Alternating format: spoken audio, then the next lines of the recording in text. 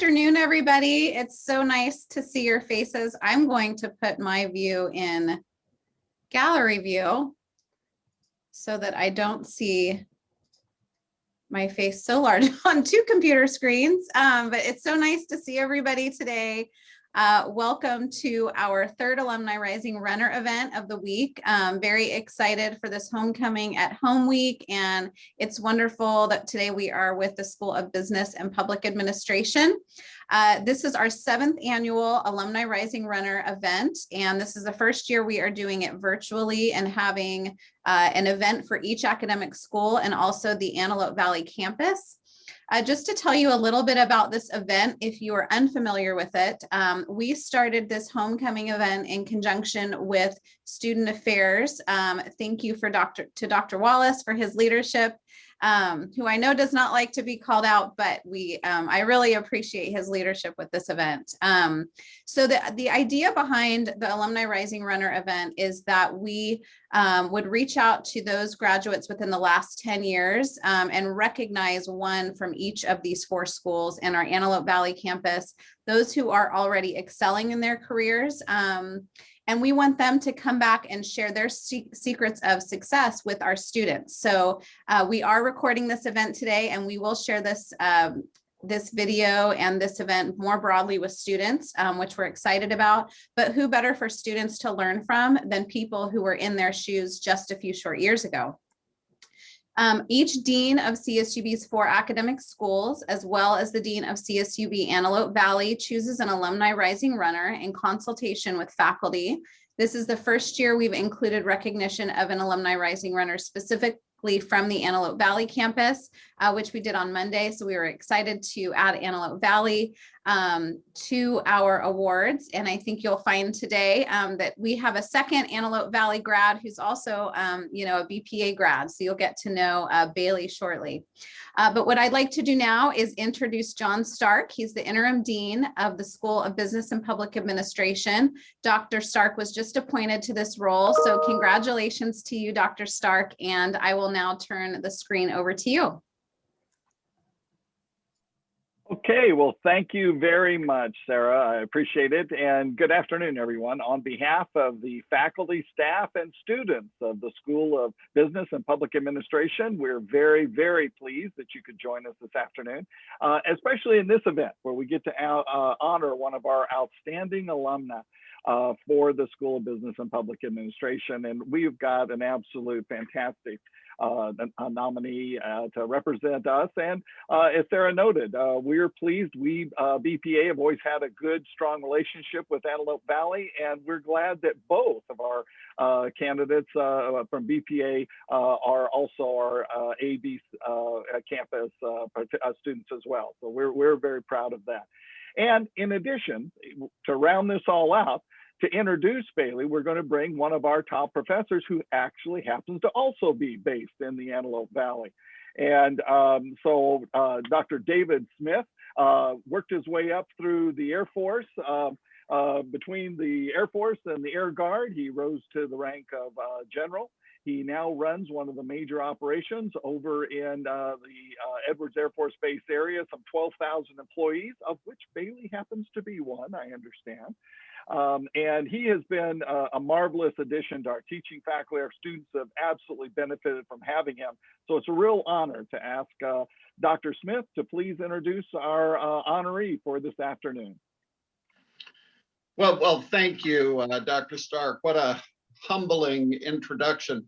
I've got to go on a small tangent regarding that introduction and say that very few of those accolades did I earn. I've been really fortunate to be surrounded by exemplary teammates and personnel who did the hard work of carrying the water. And it's just a real honor to look at somebody who does that kind of work today and has excelled through our university and into the private sector in Bailee Cook. That's who we celebrate today. And it's my real honor and pleasure to just tell you a little bit about Bailee. So now, there's a little caveat here, and that's that I can't be totally candid with you. I can tell you some stuff that Bailee does, but not everything, because it's classified.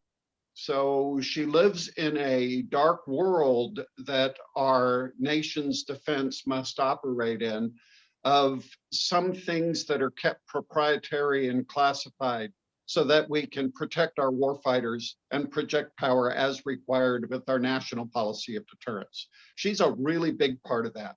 So what I can tell you, though, is that Bailee has used her business background as a subcontract specialist at Northrop Grumman, working in particular in supply chain, primarily on the B-2 bomber. Now, the B-2 bomber is an absolutely amazing weapon system. If you think of it, something that can carry just about anything in our arsenal that's a weapon, fly from Whiteman, Missouri to the forward area anywhere on the face of the earth, turn around and come home and land in Missouri after prosecuting targets that may or may not need to be struck or executing a deterrent posture. And it does that all invisible on radar. This is just an absolutely amazing game changer for our nation. And it's truly an instrument of peace, not war. The company, Northrop Grumman, calls the B-2 a key component of the nation's long-range strike arsenal, with one of the most survivable aircraft in the world. And it absolutely is. And its legacy has proven that over and over again. Bailee's path to this amazing job started with academics. And you will hear a mantra from me if you know me or hear me speak regularly, that I'd rather have an academic background and not need it than not have an academic background and need it. So whether she adhered to that advice or pursued this on her own, she started off with an associate's degree in business administration and management from Antelope Valley College, and slid right over to the north side of the campus in 2018, earning her bachelor's degree from CSUB in business administration and management. She took that degree always wanting to be affiliated with aerospace, kind of falling for this great industry up here in the sometimes called Antelope Valley. I call it the Aerospace Valley, and applied for just about every business related job in the local industry that she could get her hands on. And she did receive multiple offers, including the one in corporation. And there's a life lesson here, and I'll let Bailee talk to that. But this is a special thing that she pursued. And I can tell you that she is excelling with Northrop Grumman and has already received multiple advances and promotions in that organization. So she didn't do this alone. And some people might see this as a hindrance. I believe she saw it as something that capitalizes her individuality. And that's that she pursued her degree and her career while raising a young son. And Bryce is their little baby, and juggling the family, school, and the work has simply become second nature to Bailee and what she does. I'm sure, or I would encourage you to ask her about this when we get to our Q&A portion. So she is an expert in her field. She came to her field well-trained, and the conditions were set by CSUB and the Antelope Valley College for this young citizen's exemplary performance. And with that, Dr. Stark, I will turn this back to you. Okay, thank you very, very much. Well, we're very, very privileged to have Bailee as our nominee and to be a part of our Alumni Association. Bailee, would you like to say a few words and get us started in learning about your path and how you can encourage others? Sure. So I'm honored to be here. Thank you so much. My time at CSUB was amazing. All of the staff was so great. The people I met along the way were so great. Everything about it, I still to this day brag about it, and tell a lot of people that I had options, but I'm so glad I chose CSUB because the people alone are amazing, and we all helped each other out, and it was a really great experience, and I would do it all over again for sure.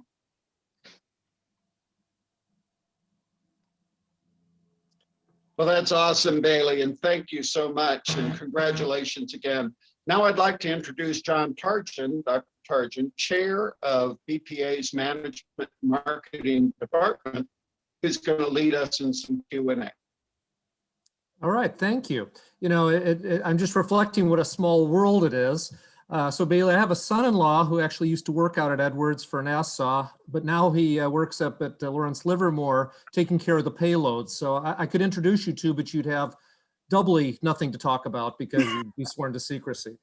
But also, as you're saying about graduating from Antelope Valley College, I don't know if you know this, Dr. Smith, but Mr. Ed Knutson, who's the president of Antelope Valley College, is also an instructor in our department. So again, a small world. And just one other thing, because I'm a professor, to say, you know, it's interesting. I know we only have a handful of students here today, but you got to realize that our graduates have competed with students early in their careers from universities that people would consider much more prestigious, Ivy League, University of California, and actually seem to do better, our graduates. And maybe it's because they share those traits with Bailee of being very hardworking, very focused on their careers, and they tend to be very successful early on. One of the things that employers complain about is our graduates from college want to be promoted right away without producing anything. And I think our students are great examples of people who are working hard even before they start their ultimate careers after graduation. Okay, so we're going to begin the best part, the Q&A, and it's a chance to learn more about Bailee and her experiences. There's some questions, some suggested ones, and I'll start with those and give Bailee a chance to answer. And I told her to go ahead and take her time. But if you have any that you want to ask her directly, go ahead and raise your hand. Or if you want to send Mary, that's Mary like in happy, Merry Christmas. You could send her, yeah, she's waving. She can send, she can take those in the chat and send them on to me. Okay, so the first one is asking if you could go back in time travel, and you could talk to yourself while you were a student. Now that you've graduated and started your career, what advice would you have given to yourself when you were a student? My number one thing when I was a student was I felt like I was never going to graduate. I remember crying to my mom all the time, like, oh my gosh, this is taking forever. I would just say, like, don't give up, because that day will come where you will graduate, and it seems so long and so out in the future, but it will come. And, you know, just do your best, be yourself, do your work. And, you know, when it comes to the end, before it comes to an end, start looking for jobs, because they will hire you before you graduate. And it's always nice to be prepared and to, you know, always, you know, kind of do it ahead of time. That way you're set up for success right when you graduate. But, you know, I did that. So I think that's what helped me a lot go straight into the industry. But I think my number one thing was just to enjoy it, because I really miss CSUB, and, you know, I miss the time I had there and all the people I met. And, you know, it's a really great time, even though, you know, you're in school and sometimes it's hard to juggle everything in life, but just enjoy it. And yeah. Okay, great. You know, my wife had a very distinguished uncle. He was the co-inventor of the autofocus, and was involved. He had a company building vision testing equipment, that type of thing. And one of the things that he was fond of saying is that one of the challenges faced by talented people is to decide what they really want to do, because they can do a lot of things well. And so how did you know that aerospace was going to be the career for you, or maybe working for Northrop Grumman? It's funny, since high school, I've always wanted to go into aerospace. My mom worked at Embry-Riddle Aeronautical University in Adelanto. And sometimes I would go visit her at work, and this gentleman took me on a tour of one of the random planes that was there. He was a AP mechanic, and I was like 15 at the time. And I was like, oh, I want to be an AP mechanic. Like, I wanted to just go into aerospace. So ever since I was 15, I knew I wanted to go into that industry. So all throughout high school, I planned, aerospace. After I graduated, I actually went to Embry-Riddle. And then I had my son and I had to drop out. And, luckily I did because, I had my time at CSUB, but I always knew I'd want to go into there. So when I was applying for jobs at CSUB, I, applied mostly to only aerospace companies and hoped for the best. So I'm going to ask Dr. Stark a question. We lost a dean of natural sciences, mathematics, and engineering. Did she go to Embry-Riddle as the provost? Am I remembering that right? No, it was a different one, but it was an engineering Oh, it was a engineering different, it school was in an Ohio. aerospace. Okay, Yeah. a different one. Sorry Yeah. about that. Okay, so this is being recorded, so there's a record for posterity. So I'm going to ask you a tough one. What career mistakes have you made that taught you lessons that you feel comfortable sharing? I don't know if I've really made any huge career mistakes. I know that, going into an industry that, I had a business degree, but I didn't have like an aerospace degree, and going straight into a classified program, you're learning all of these new things of what you can and can't talk about, and all of these procedures, and there's just so many things that go into it that you're learning, and you're straight out of college and you're nervous. So there are like a few things that I made like minor mistakes on, and I'm like, oh my gosh, I'm gonna get fired. And they're like, no, like you're learning, it's okay. It's really hard to get fired from here. But I think that it's normal to make mistakes. We're all human, but I wouldn't say that I've made any major career mistakes. Is there anything you would have done differently? You think in a situation, you say, well, I wish I would have handled that a little differently. Maybe, because I feel like I maybe could have. I try to like take so many things on at once, and I'm not very good at asking for help. So I feel like if you just ask for help, it really like helps. And I have like this running joke with my team that I ask stupid questions, and they're like, no questions are stupid, Bailee. But I learned from that before at the very beginning to just, put my pride aside and realize that I'm new in this and I can't just be like expert on day one. So I learned to ask those questions. And even if it's something super, super small and like maybe even like common sense, I've learned to just ask it anyways. That way I'm not, screwing anything up. Well, that's music to professors' ears, because we have a lot of students that sit there and are afraid to ask. And every time they do, there's 20 people in the class saying, oh my gosh, I'm glad they asked that because I just wasn't sure. Exactly. They're all thinking the same thing. So a lot of people who may be watching this, and particularly recording, are thinking about getting that first job, right? And they say, how do I get a job? So do you have any thoughts about what you did to set yourself apart from maybe the other candidates to help you land the job that apparently your dream job, the one you really wanted? I really made it like, I really wanted to just be myself. In the interviews I did have with Northrop, they actually all said, we've seen your resume. We know what you've done. We know where you went to school. Tell me about you. Tell me about yourself. So I would just really try to be myself, bring out my personality.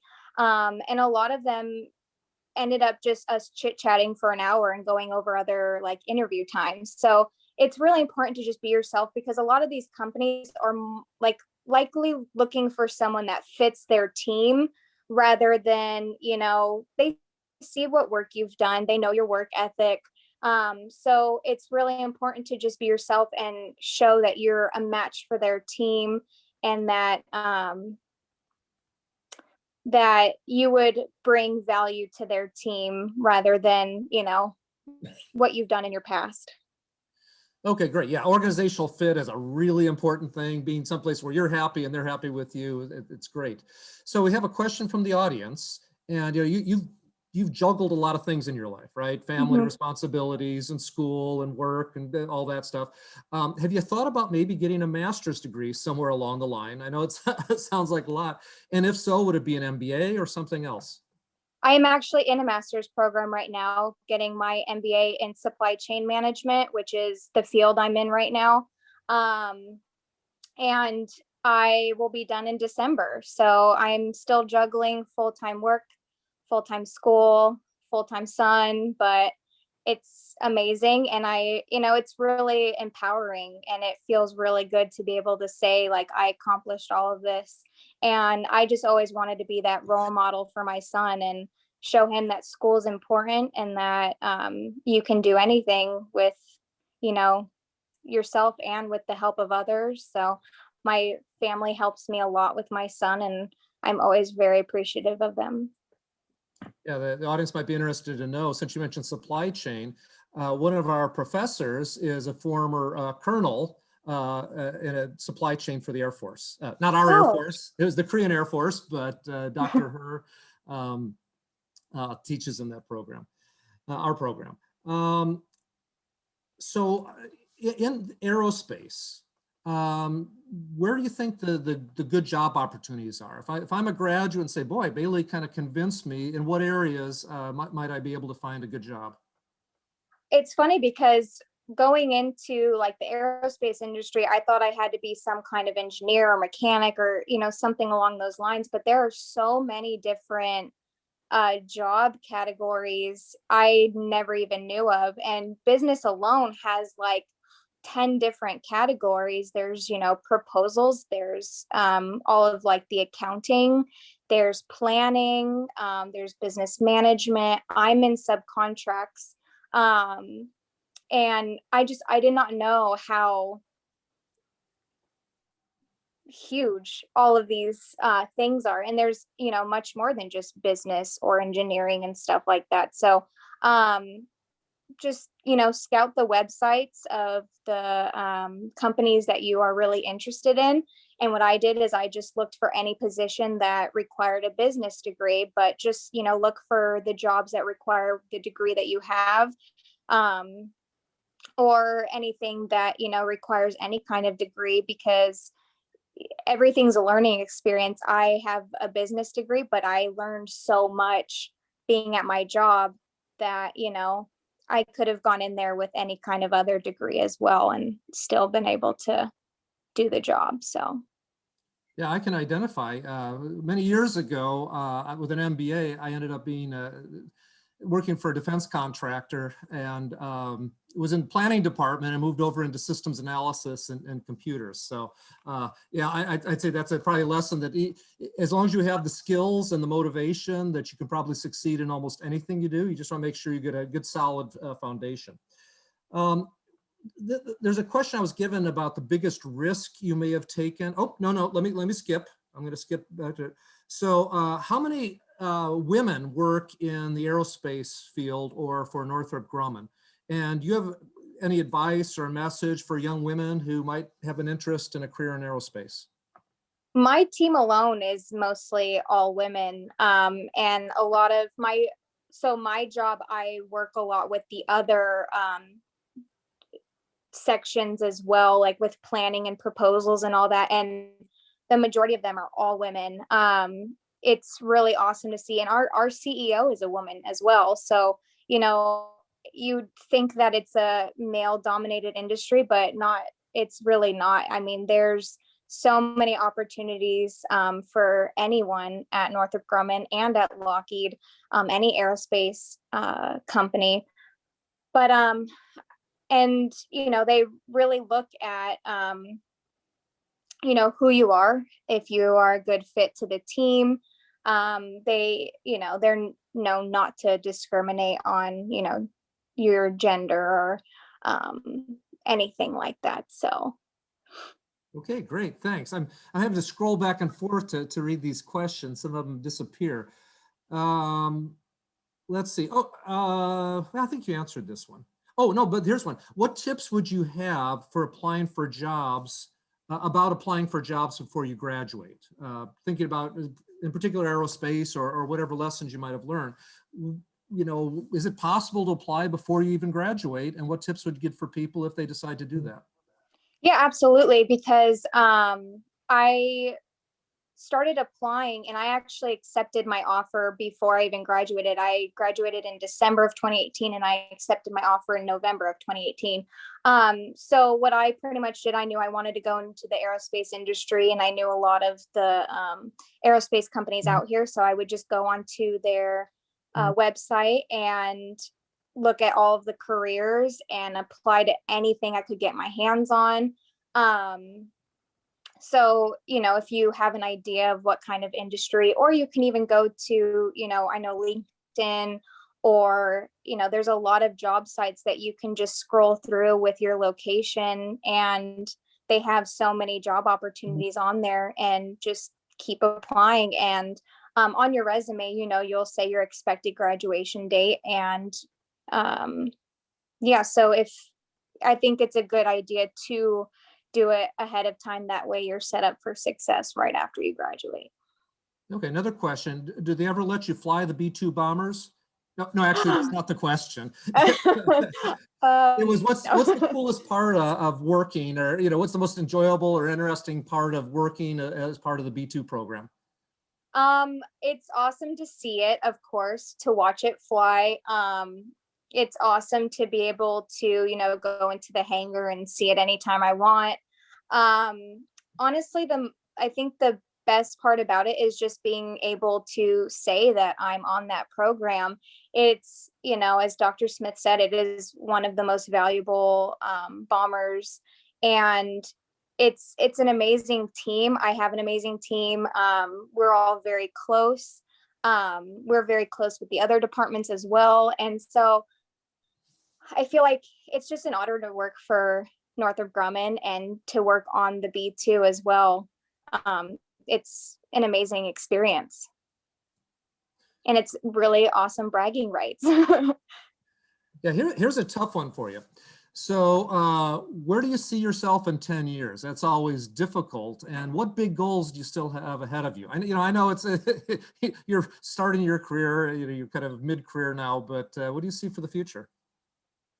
I know after my MBA, I would like to, of course, you know, be promoted. I have thought about going into business management instead of subcontracts. I'm still on the fence about that. We'll see. I'm not sure where I really like see myself. Of course, moving up in Northrop, I do want to stay at Northrop. I do want to stay on the B-2. I have, you know, the B-2 has a special place in my heart now, and I think I'll be on that program for a very long time. I see a lot of women on my team that have been here for, you know, 20 plus years, and they love what they do. And it's kind of inspiring to me to, you know, stay on a team that is very involved with each other. And yeah, so I think that I will still definitely be at Northrop and still on the B-2 program. But I'm sure I'll be raising the bar a little bit higher, of course. So what's the, you know, if there was a point in your life where you said, oh, I could do this or that, and maybe this is the safer thing to do, can you think of any risks that you took and said, oh, I don't know if I can do this, or I should do this? Actually, I never how did really, it work out? yeah, so I actually never really took huge risks. What I did, when I was first hired, I told my manager, I'll do whatever, like whatever you want me to do, I'll do it. You know, I always wanted to be the one that's like kind of apart from, you know, everyone else, and, you know, really get myself in there. And it's brought on a lot of opportunities, and some that, you know, I could have totally bombed, but luckily I didn't. I was chosen to go onto the F-35 program. So I'm now actually split programs right now. I'm working on the F-35 and on the B-2. And that was really scary for me because it's a whole different team. And, you know, I could have made a lot of mistakes there, and I could have, you know, kind of put a bad name on the B-2 program and stuff like that too. So And another thing was that I was chosen to receive an international DOPA, which is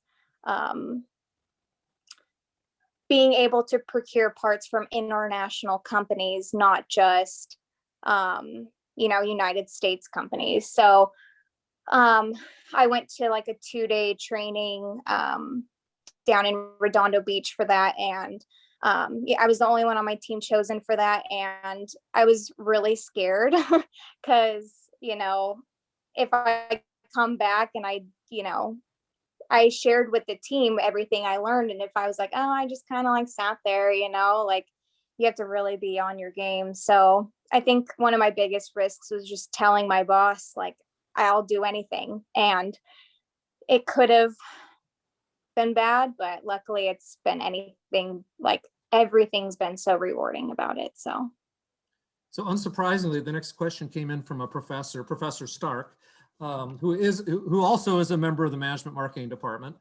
So I'll change it around a little bit, but in terms of the essential skills and knowledge that you gained, what was the most important for your career success, and what do you wish you would have gotten more of? In other words, developed your skills more highly or had more knowledge in a certain area? Surprisingly, my biggest thing that I have carried on from CSUB to Northrop would be everything I learned in like my like computer business class, because the amount of spreadsheets I use every day, and having to do burn down charts and graphs and all these things, if I hadn't learned those, I would be so stuck in my career right now. But I think some things that I probably would have done differently, but I'm not sure if I could have, would be the supply chain aspect of it. Of course, I just got a regular business degree, but there's so much in supply chain that, would have been very helpful to me going into my career. And I think that's why I chose that for my MBA, is to kind of dive deeper into that one subject. But I learned a lot with just a general MBA, and it a lot of the stuff did carry on into my career, which is great. Yeah, so Dr. Wallace is our Dean of Students, and so he's asking a question that I think maybe might resonate with a lot of students. You're busy with a family, with a career, going to school. How do you find a balance in your life? Well, my son, his dad and I split up, so he goes to his dad's on the weekends. So that kind of gives me time to relax and recharge, and honestly work on my MBA homework as well. My parents have been absolute blessings, and they watch him for me sometimes while I'm working, or when I have schoolwork to do or anything like that. So when they say it takes a village, it really does. And so the balance, it's been hard, but it's also been, so easy when you have so many great people behind you and pushing you to better yourself.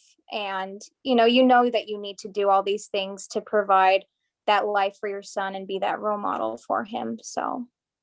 Okay, thank you. So Mhm. Dr. Anderson Facile is our dean at the Antelope Valley campus, and she has, I think, maybe even a comment and a question both, hard to tell. But she needs to unmute. Yeah, I'm not sure it's a question. I think it's more of a comment. And I just want to say, I think the advice you're giving our students about being yourself when you go on job interviews and as you try to get jobs and are in the workplace is to be yourself, because that's such a mistake to try something different. Try to be somebody that you're not. You end up in a bad situation, a job that you don't like, or they're dissatisfied with you.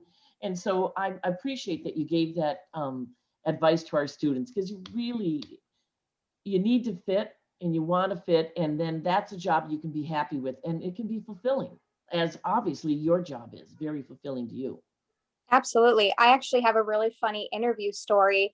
One of the ladies I was interviewing with, She had all the normal questions of, where do you see yourself in 5 years? And, the normal ones. And then she randomly threw at me, if you could have dinner with one person, dead or alive, who would it be?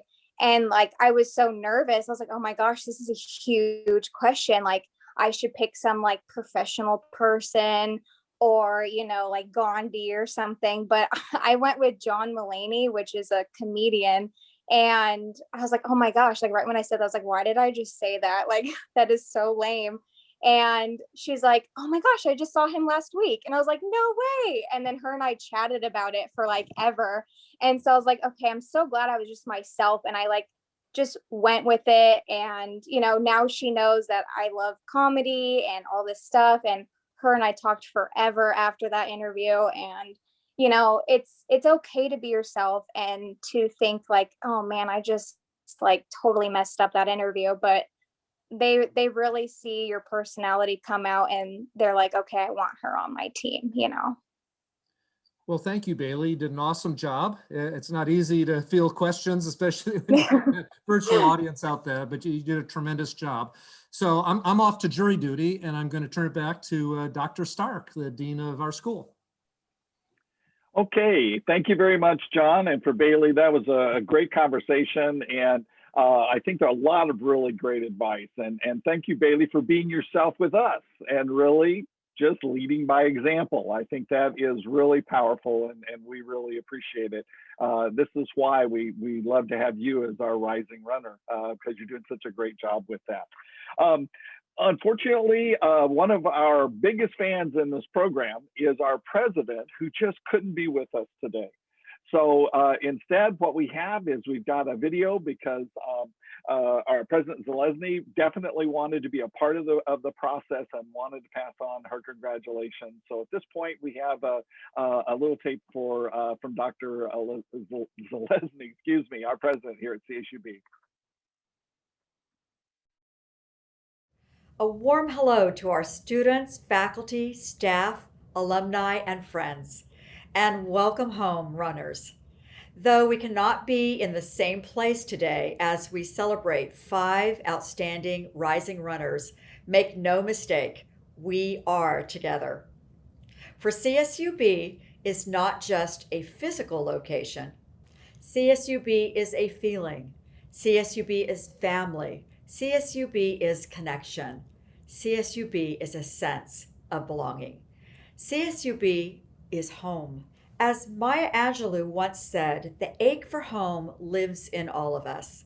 At CSUB, we focus on helping our students use their gifts and talents to build a road to their future, which will take them out into the world to serve their families, neighbors, and communities. But just as that road leads them away from the university, it also leads our alumni back.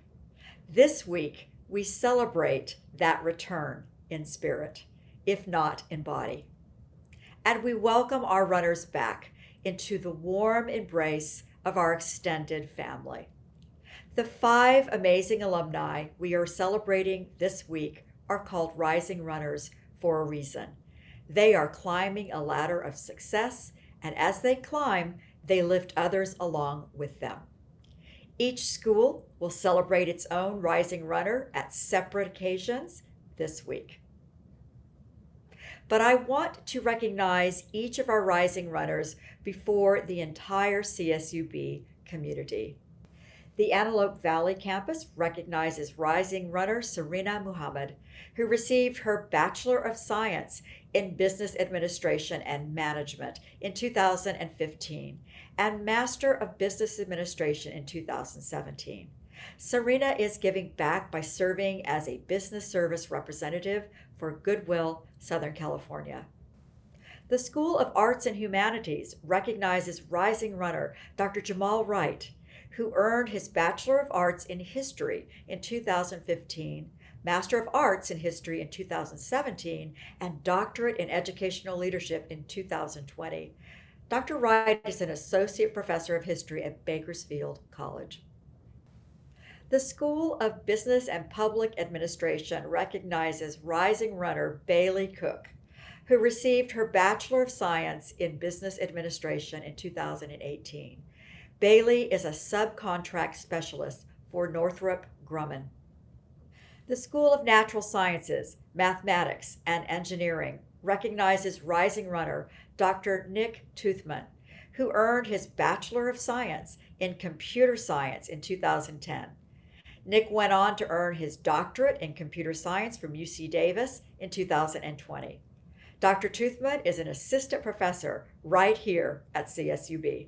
The School of Social Sciences and Education recognizes rising runner Alex Dominguez, who earned a Bachelor of Arts in Political Science in 2017. Alex received his Juris Doctorate from the University of Mississippi Law School in 2020 and is an associate attorney here in Bakersfield for Klein, DiNatelli, and Goldner. Thank you, rising runners, for sharing your knowledge, your talents, and your light with the communities you serve. Add a special note of gratitude to the faculty and staff who helped you discover the magic within you. Here's to you, runners, and here's to never forgetting your way back home. Congratulations.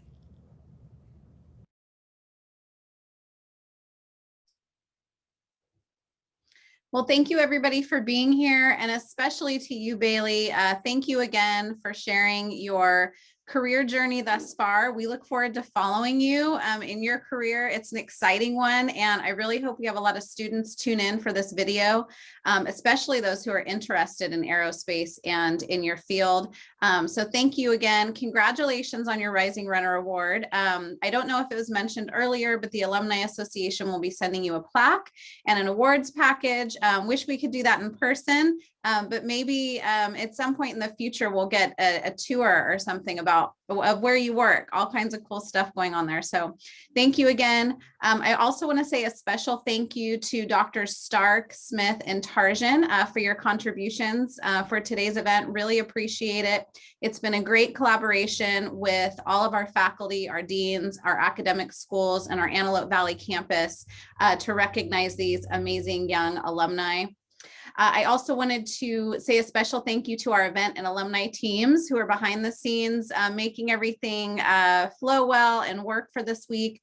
That is Christine Bedell, Erica Milam, Ellie Fergon, and Mary Coder. Thank you, ladies. And also Mike Bohan in our IT department for helping us with the Zoom today.